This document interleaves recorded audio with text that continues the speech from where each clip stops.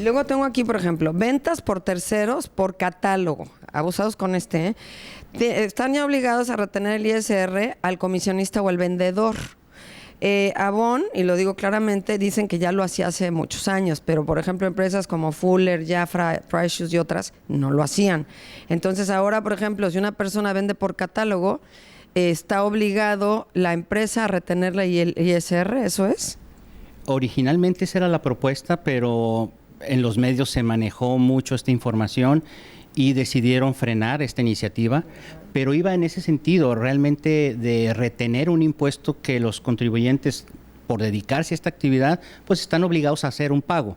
Porque ganan, ¿no? Porque ganan, tienen un ingreso. Que lo cuestionable es que pues, como es gente comisionista que gana muy poco, obviamente, pues ahí es donde no nos gustó a nadie, ¿verdad? Bueno, pues, ¿qué hacen eso? Yo creo que fue realmente el manejo de la información, en algunos casos a lo mejor incompleta o no muy clara, pero realmente lo que se trataba era de retener el impuesto que ya ellos están por sí, por su actividad y por su naturaleza, están obligados a pagar. Y esta retención iba a ser un impuesto a cuenta de su impuesto anual. Pero, pues bueno, se decidió detener esta iniciativa, pero más que nada va en ese sentido. De cualquier manera, el SAT se reserva el derecho de buscar algún mecanismo para que estas personas puedan pagar fácilmente sus impuestos. Esta era una forma fácil de pagar el impuesto. Ellos se despreocupan, el que les vende el producto automáticamente al momento de vender, les retenía un pequeño porcentaje y ese ya era considerado un impuesto. Entonces, era una forma fácil, pero bueno, se manejó como un impuesto nuevo. No es un impuesto nuevo, es el mismo impuesto sobre la renta que siempre habían estado obligados a pagar. Bueno, luego tengo otro punto, constancia de retenciones de reforma al artículo 106 de la ley igual del ISR para morales, para personas morales, que ya ahora simplemente basta con el CFDI, pero ya bastaba, ¿no? Como comprobante fiscal digital. Sí, efectivamente, desde un decreto del 2017 de diciembre ya se estableció esta facilidad, tanto para ISR como para IVA. Ya era algo que estaba, pero estaba en un decreto. Y ya para este año ya lo quitaron dentro de las obligaciones de la ley de impuesto sobre la renta, y en la ley del IVA específicamente incluyeron un párrafo donde especifican que ya con el CFDI es suficiente, el CFDI que entrega la persona que presta el servicio o que arrenda a estas personas morales, con ese CFDI ya es suficiente. Nada más. Y luego tengo aquí uno, el RIF, ¿no? El RIF, que es para servicios de plataformas tecnológicas, que es una nueva fracción del artículo 111 de la ley del ISR, y habla del régimen de incorporación fiscal, que es el régimen de incorporación fiscal, a personas físicas que presten servicios por internet, solo plataformas digitales. O sea, yo tengo una página web, entonces yo voy a tener que pagar un impuesto nuevo, tal cual. Sí, precisamente de lo que habla el RIF, este es un régimen para personas físicas de volumen pequeño de ingresos. Definitivamente tienen un tope de 2 millones al año. No es un tope muy fácil de alcanzar, pero bueno, son comerciantes en pequeño.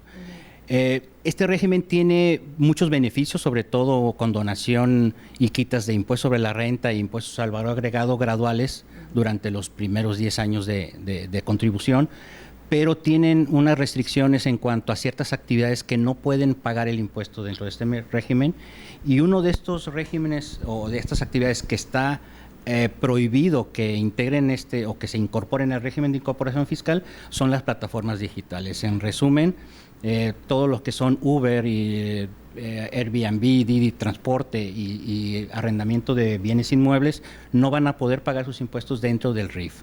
Ese párrafo precisamente que comentas está dentro del apartado donde menciona qué contribuyentes o qué actividades no van a poder pagar el impuesto dentro del régimen de incorporación fiscal. Ahora, y te comparto eso y se los comparto porque a mí me pasó, incluso, como te digo, tengo una página web y entiendo que a mis clientes sí les cobraron a partir de este año ya un impuesto por comprar esta página, esta o cualquier otra, y a mí también me va a corresponder pagar un impuesto por tener y comercializar la página. Eso sí estás...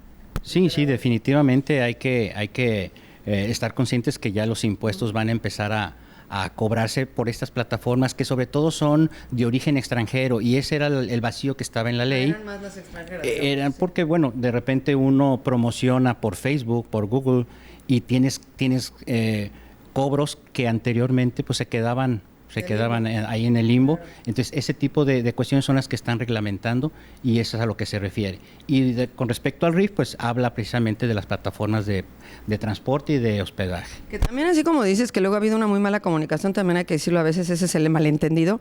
En un principio, con este tema en particular, yo sí supe que las empresas, en este caso mis clientes, les pusieron un impuesto que antes no tenían por comprar páginas web. Y en un origen se había dicho que iba a ser retroactivo. De entrada, la ley no es retroactiva. Entiendo que se ampararon las empresas y dijeron, no, espérate, pues ¿cómo me vas a cobrar desde hace 20 años que estoy comprando una página web o 2 o 3 o las que sean, ¿no? Y entonces entiendo que quedó que es a partir de este 2020 para ambas partes, tanto el que comercializa como la empresa que te la compra. Así es, esto entra en vigor a partir del 1 de enero. Eso me parece que está bien, eso me parece moral. Lo que no me gusta es lo de retroactivo. No, eso sí está muy canijo. Bueno, luego. Y luego acá, el arrendamiento de inmuebles. Una reforma del artículo 118 de la ICR. Por adeudo de rentas, si se gana un litigio, el arrendador tiene que avisarle al SAT y exigir, o sea, le va a tener que entregar al SAT el comprobante fiscal, porque se le empezaría a depositar la renta, en este caso, al arrendatario, si tú le debes dinero en una cuenta bancaria y el arrendatario entonces no da de alta, o sea, no le comunica al SAT ese impuesto, ¿no? ¿O cómo? Bueno, de lo que trata todo estas reformas al régimen de arrendamiento habla en particular de los juicios de ámbito inmobiliario, en el que se está peleando el pago de rentas atrasadas o rentas caídas. Lo que habla específicamente es que el juez va a exigirle al arrendador que le demuestre que hay una emisión de facturas por el concepto de la renta. Que de alguna manera con eso se cierra un poquito el candado de pues forzar un poquito a que estén declarando ante Hacienda los ingresos. También es muy conocido que hay mucha gente que renta viviendas. ¿No está dado de alta como arrendador? No declara ante Hacienda, no está dada de alta como arrendador y es un ingreso que en teoría por ley debería estar declarándose y pagando un impuesto.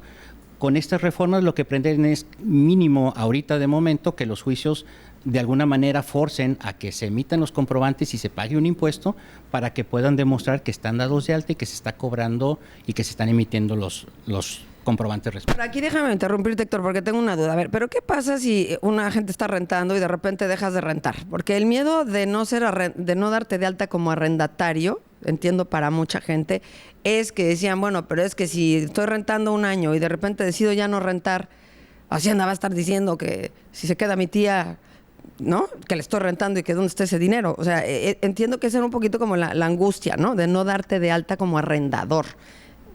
Cuéntame de esto. Bueno, puede haber muchos motivos por los cuales las personas no se quieran dar de alta. El hecho de que uno deje de recibir ingresos no genera ninguna perspicacia por parte de la autoridad. Debe entender que de repente este tipo de giros puede ocasionar que tu casa habitación se desocupe y tardes tiempo en volverla a ocupar o que la prestes o que la habites tú mismo, ¿no? Entonces, el hecho de que tú te des de alta implica una obligación de estar declarando mensualmente, periódicamente, con su declaración anual respectiva. Pero en el momento que llega a desocuparse el bien inmueble o decides ocuparlo, se presenta, puede haber dos opciones, o presentas declaraciones en ceros, lo cual es válido, o suspendes actividades y le avisas a Hacienda que ya no tienes actividades durante ese periodo y se te detienen. Tú ya lo vas a habitar y ya no lo vas a rentar.